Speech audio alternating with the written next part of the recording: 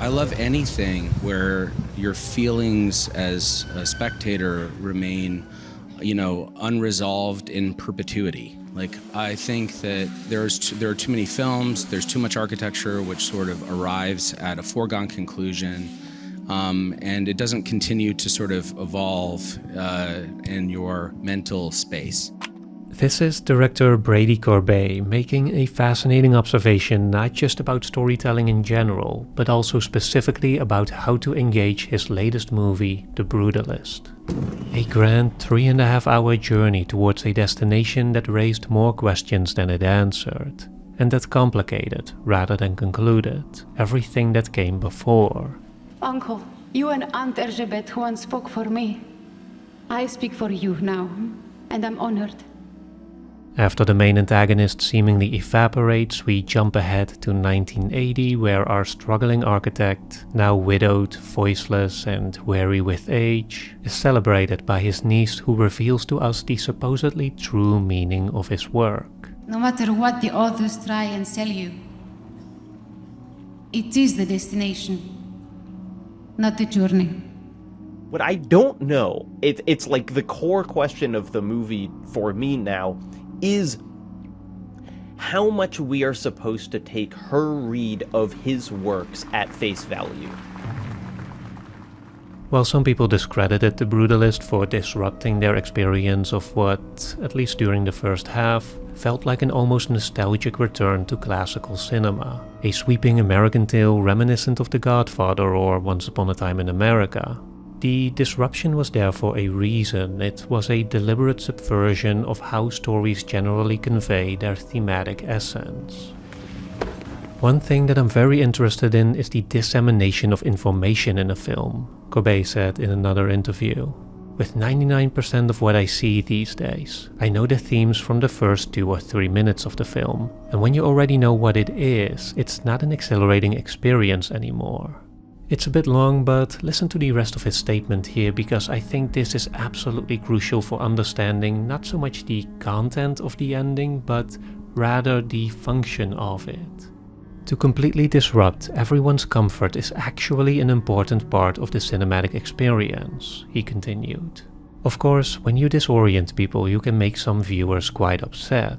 But it's not about saying F you to the audience. It's about making people wake up and really engage with the material, and then investigate their own feelings about what is good taste and what is bad taste. It's not very difficult to make a movie where everything is in good taste. People would be shocked by how easy that is to deliver, truly. But when you are on a ride where the bus is tipping halfway down the hill, and all of a sudden you're in an area where you don't recognize anything, that's what we're after. To use the movie's architectural terms, the Brutalist's ending doesn't just tie a neat bow around the structure that emerged over the course of the movie. Rather, it feels more like it suddenly excavates the ground beneath it, thereby shaking the foundation and making us go back and reconsider the entire construction. That epilogue is absolutely where the movie kind of becomes almost a puzzle box in a way that it hasn't been for basically the first 3 hours of it. This is Jacob Keller, by the way, who you probably know for his fantastic video essay work. Recently I was fortunate enough to have a truly insightful conversation with him about The Brutalist. We talked for well over 90 minutes, discussing in detail the movie's many complications, themes and deeper meanings. And you can watch it in full right now, exclusively on Nebula. Honestly, that is my single biggest question mark with this, is that final shot. Returning to the beginning and being on her and just being like, yeah, what is the takeaway from like that being the final shot that we're left with? So if the ending comes as a disruption, comes as a challenge, then the next question is, what exactly does it challenge? How does it change our understanding of the movie? Well, most obviously it suddenly puts forward a different narrator, a different perspective on the story. Good evening. Being silent for most of the movie, Sophia initially seems like little more than a passive observer. But with the epilogue, and especially its closing shot that circles back to the opening, not the sequence on the boat, but the actual opening, we are reminded that Sophia is actually the first character we meet. And knowing that, it makes you double back and really pay attention to her role in the narrative. Makes you wonder even if the entire story is actually Sophia's. If everything we see is just her account of the story of Laszlo and his wife. A story that she arguably got to know very intimately, both by being that quiet witness and by having access to their lives indirectly through their letters that we so frequently saw going back and forth. Laszlo. Élek. Now, I don't think this is like the true reading of the movie in a literal sense. To me at least, that would veer too closely to some "it was all a dream" interpretation, which I'm generally not a fan of. But I bring it up because it does draw our attention to the mechanisms that are at play here, to the way Sophia is now relating to us her interpretation of her uncle's story, which, even if it is close to the truth, just doesn't feel the same as experiencing it directly. Her story, after all, especially upon closer examination, really is not the same as Laszlo's. "We want to help you get home," some men say to her in the opening scene. "Your true home." And the first time we hear her speak, she does so to declare her intention of moving to Israel, to her promised land. Our repatriation is our liberation. I talk more about the movie's relationship to Zionism with Jacob, but what matters here is that even if her words at the end are truthful, she still brings to them her own context, she still adopts them into her own story. And it's that sort of change of ownership that you suddenly become very aware of as a dynamic that has been present throughout the movie. You know, it's that continuous tension between expression and perception. It's the friction that arises from trying to put yourself out there in one way and being received and understood in another. Nothing is of its own explanation. And this, in turn, didn't just leave me thinking about the interplay between the characters and their stories, but also elicited a deeper, almost visceral understanding of the more metaphysical building blocks that allow these dynamics to emerge in the first place. Made me painfully aware of that fundamental rift in our being, the way we have an interior, a private self that is inaccessible to others, but also a public persona that seems available to anyone except ourselves. We are, in reality, somewhat split in two, the self and the body, the one hidden, the other open. Like we have an identity and we have a sense of agency as to who we feel ourselves to be on the inside, but the moment we enter the world, the moment we try to relay that to others, we give ourselves away. We become subjected to interpretation, to appropriation, exploitation. And despite our best efforts to control our role within it, maybe even to shift the narrative in its entirety, in the end, we all inevitably become but spectators to our own existence. Our public persona will overtake our private self, and we can only hope the two are more or less aligned.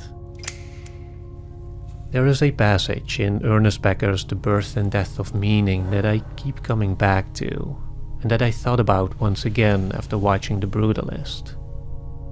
We touch people on the outsides of their bodies, and they us. But we cannot get at their insides and cannot reveal our insides to them. This is one of the great tragedies of our interiority. It is utterly personal and unrevealable. Often we want to say something unusually intimate to a spouse, a parent, a friend, communicate something of how we are really feeling about a sunset, who we really feel we are, only to fall strangely and miserably flat. Once in a great while we succeed. Sometimes more with one person, less or never with others. But the occasional breakthrough only proves the rule. You reach out with a disclosure, fail, and fall back, bitterly, into yourself. This then perhaps is the fundamental struggle, translating ourselves, articulating ourselves to a world that cannot directly perceive us. How can we build bridges between ourselves and others? Establish a home not just in the physical sense, but also in a psychological one, in the sense that we feel like we can bring enough of our interiority into the exterior to live meaningfully, to live with some semblance of existential comfort. He's talking like an American from the television now. It is easy to take for granted the intricate mechanisms we deploy in this endeavor, the basic constructs of language, culture, and sociability. Yet their vital importance can reveal itself very suddenly the moment they are taken away, or at least when they are no longer as easily at our disposal. Perhaps you can help your husband sound less like he shines shoes for a wage. This, of course, is the essence of the immigrant's experience, right? This is the enigma of arrival, the journey into a new country, a new language, a new people. And it's the plight of the artist, who here is not just pursuing truth, beauty, and self-expression within the confines of capitalism, but is also navigating the more fundamental clash between the human imagination and the material world, between the boundless expanse of our dreams and the limited available resources to realize them.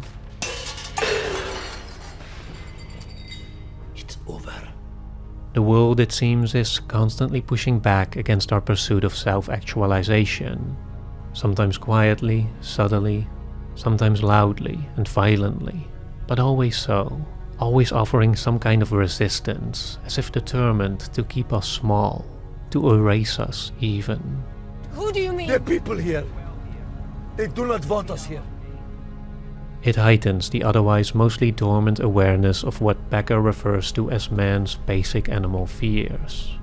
His deep and indelible anxieties about his own impotence and death, and his fear of being overwhelmed and sucked up into the world and into others. All this gives his life a quality of drivenness, of underlying desperation, an obsession with the meaning of it and with his own significance as a creature. And this is what drives him to try to make his mark on the world, to try to twist it and turn it to his own designs, to bury over the rumbling anxieties. And this usually means that he tries to twist and turn others, make his mark on them, use them to justify his own problematic life. We are nothing. We are worse than nothing. In other words, we stare into the void and the void stares back. We're not just projecting our own interior into the outside world, but that world inevitably also presses back down into us, triggering an inner turmoil, an inner chaos that confuses our desires and motivations, that obfuscates our internal clarity, our sense of self. What agency is there really on the inside? To what extent is our interior just as foreign to us as the exterior world? And by extension, as we're trying to convey ourselves to the outside, just how truthful can we even be about who that self really is? My uncle is, above all, a principled artist. It's another complicating factor that seems deliberately woven into the epilogue, where Sophia isn't actually giving her own interpretation of Laszlo's life and work. Instead, when explaining the meaning of his architecture, she is merely conveying what he himself apparently wrote in his memoirs.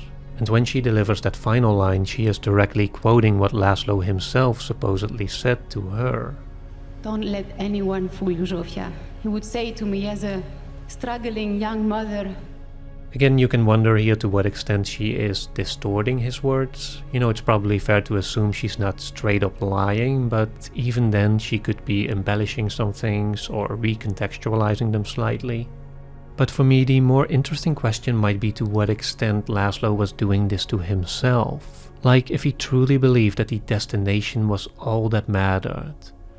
To what extent was that just him trying to come to terms with the harrowing journey that preceded it?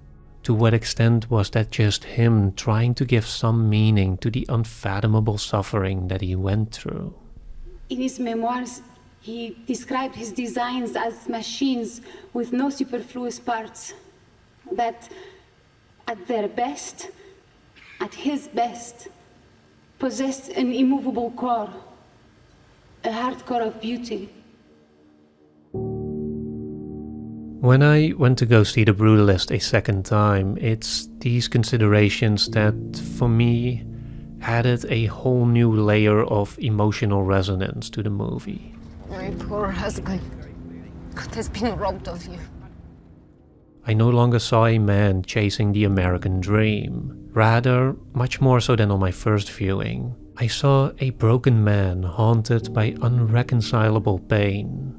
Not just an immigrant or an artist struggling to build those bridges between his inner self and the outside world, but a human being whose interior is just completely ravaged, whose home has been completely destroyed, not only by the severe trauma that he himself had to endure, but also, and maybe especially so, by the severe trauma that was inflicted on those he loved.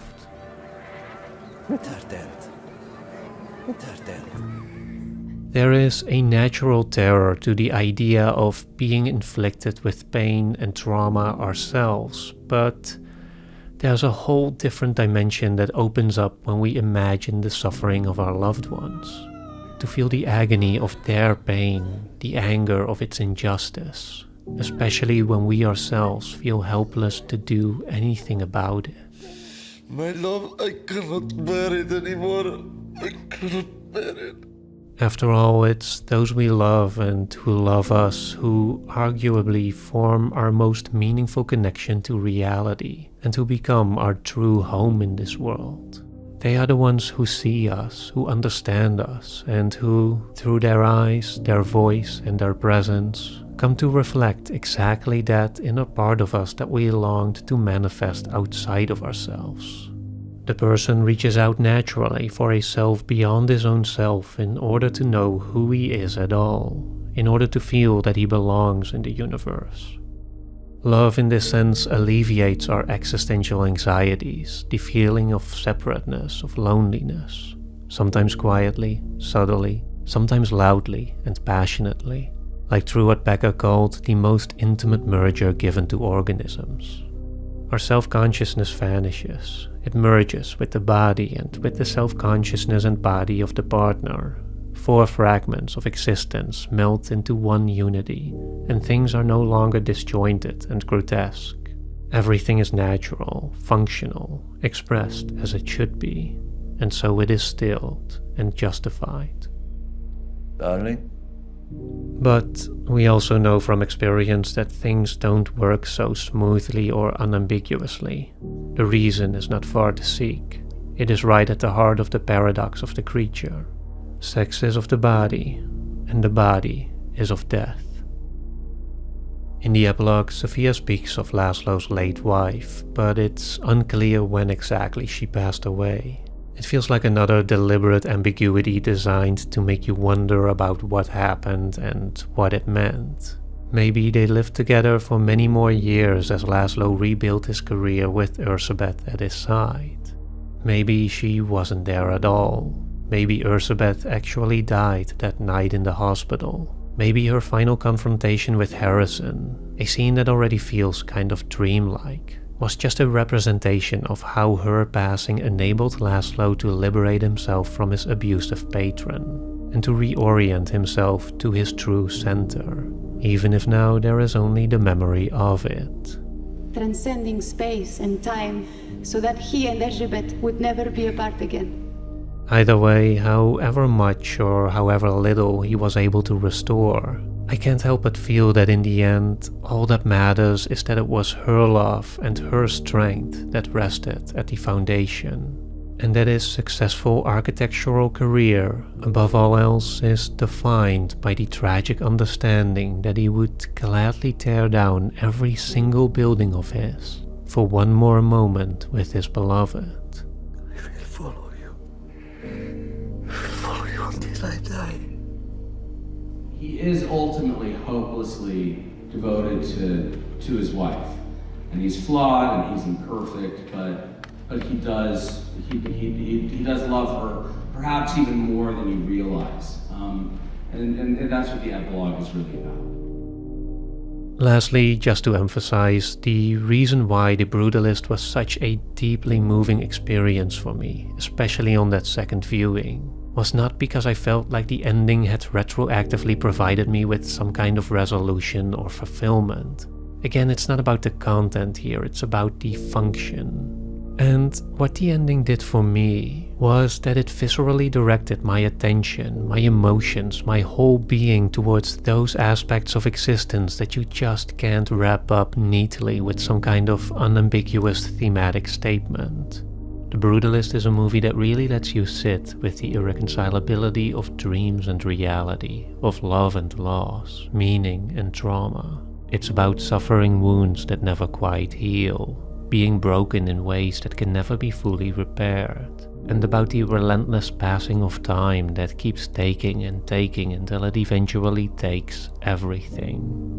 Yet I also found a strange hopefulness in it, as I felt it encourages you to consider how, in this existence within which nothing is of its own explanation, where everything derives its meaning and purpose from something else, where everything is perpetually unresolved, perpetually in motion, constantly causing friction and conflict, there might be something, someone, who, even if only for a brief blissful moment, has allowed you to transcend that fundamental divide, that exhausting, constant struggle for being, to make you feel truly at home, and who let you be that same refuge for them. It's a quiet suggestion that maybe, at the center of everything, beneath all this noise, beyond all the pain and suffering and the struggling, there really is something immovable, a hard core of beauty. 1, 2, 3. For an even deeper examination of The Brutalist, I'd highly recommend you check out my 90-minute conversation with the one and only Jacob Keller. We talked about the movie in general, the amazing score, the pacing, the attention to detail. We went in depth on its themes and meanings, and we discussed at length some of its more controversial elements, like the sexual predacity and its contentious relationship to Zionism. You know, subjects that always get a bit tricky on YouTube. Israel was this thing that was promised of like, here is the place that, you know, you will escape anti-Semitism. You won't have to worry anymore the way that you did in the Holocaust. It really was a deeply insightful conversation. Dare I say it's a must-see for anyone who is at all interested in this movie, which, if you're still here, I'm assuming is you. Anyways, the full discussion is available right now exclusively on our creator-owned streaming service, Nebula. Actually, it was already there a few days ago, as was this video, because on Nebula you'll be watching all of my work before anyone else. And the same goes for the videos of Jacob Keller and those of Thomas Flight and Patrick Willems, CinemaSticks, Captain Christian, and many, many others. And this is because Nebula really is much more than just a streaming platform. It's also a safe haven for a lot of independent creators like myself. We don't have to worry about demonetization or fraud copyright claims, and because we're co-owners, your support of the platform also means you're directly supporting us. Which is why in return you get to watch everything first, completely ad-free, and you get instant access to an enormous amount of exclusive content. Trust me, my discussion with Jacob Keller is but the tip of the iceberg. There's hours and hours of amazing stuff here that you won't find anywhere else. Be sure though to use my personal link, that's nebula.tv/LSOO, so that they know you came through me and so that you can claim a 40% discount on a yearly subscription. That's only about $3 a month. Not too bad, right? Again, that's nebula.tv/LSOO to stop watching this outro and to start watching something a lot more interesting right now.